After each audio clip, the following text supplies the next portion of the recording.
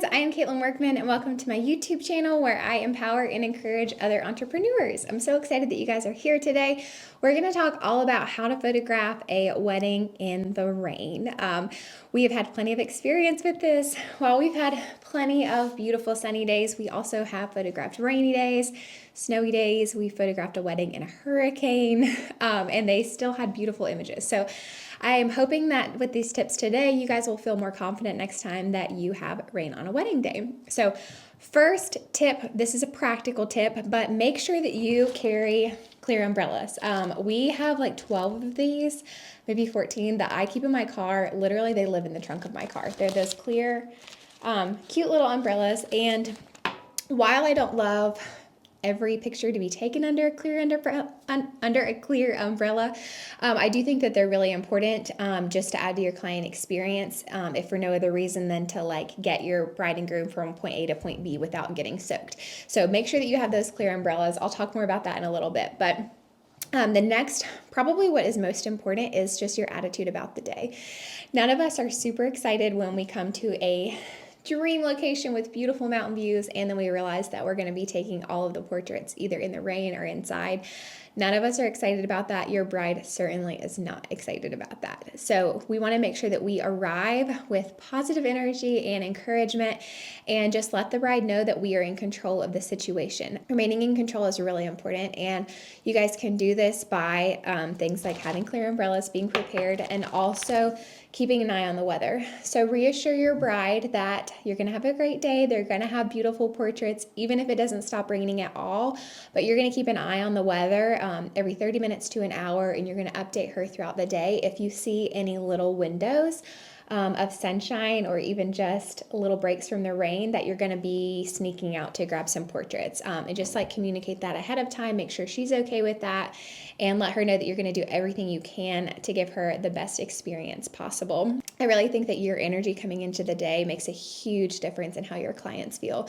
We had a wedding very recently where it rained the entire time and it wasn't supposed to, but we just kept reminding them that their day was special and that they were going to have memorable portraits and beautiful portraits, and we just encouraged them to have fun with it, and we did everything we could to provide a great experience despite the nasty weather. Okay, next most important thing is to make sure that that you're really confident in your posing. So make sure that you have a posing system, a posing workflow, so that you can fly through poses when that happens. There are some times when we have wedding days where our bride and groom has given us 45 minutes of a first look and portraits beforehand, and then an hour of portraits afterhand. An hour of portraits after the wedding. And so it's really nice to be able to be creative with posing and to be creative with different locations, to do some fun shots and things like that. But that's not always the case. You might have 2 minutes that there is a break in the rain, that you have to get a huge variety. You have to be able to give them a full gallery in that 2 minutes. And the only way that you could do that is if you feel confident with posing. So if this is something that you struggle with, I actually made a free guide for you guys that you can download. Just go to CaitlinWorkmanPhotography.com/posing freebie, and it kind of shows like a little glimpse of what my posing flow is like, and it gives you some sample poses and just some other tips to make sure that your couples feel comfortable when they're posing. There is a wedding. I'm going to show you guys an example. We took all of their portraits outside in the rain because it was just sprinkling a little bit.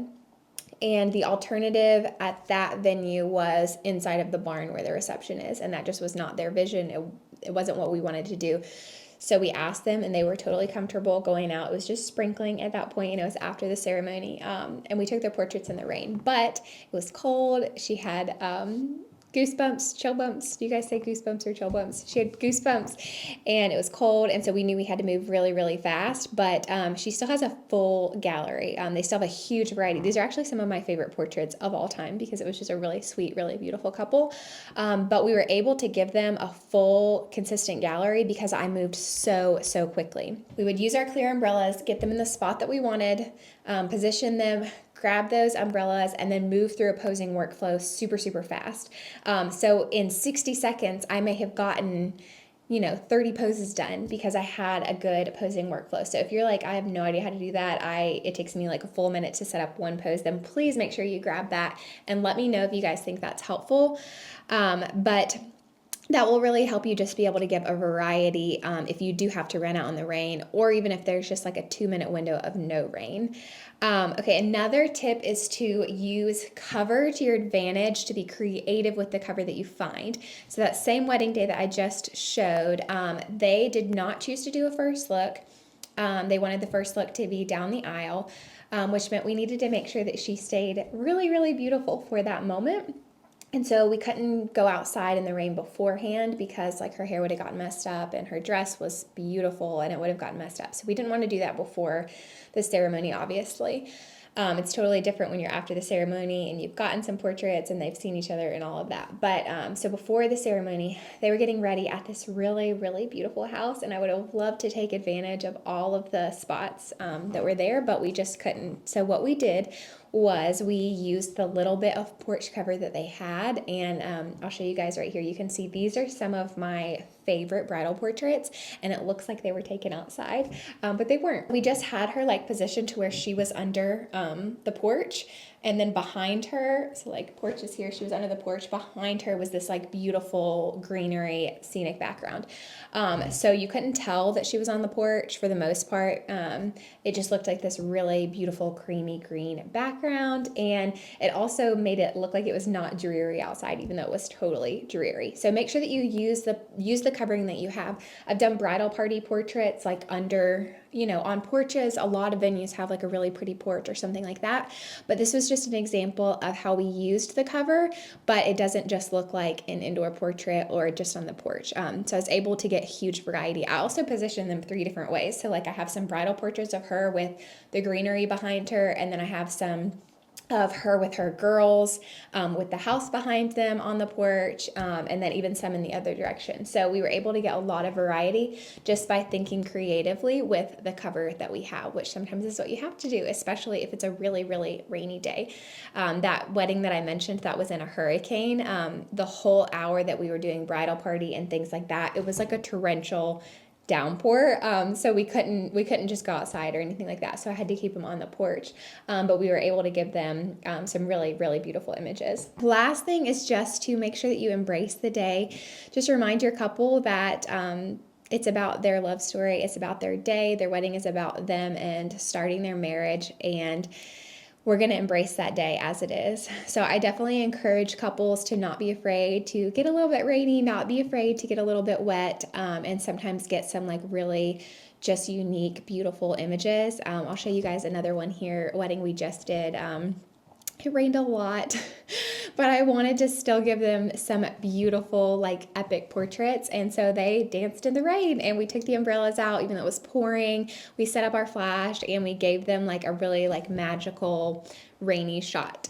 So they do have some other portraits where we were in a ballroom with big windows, and we tried to give them as much variety as possible.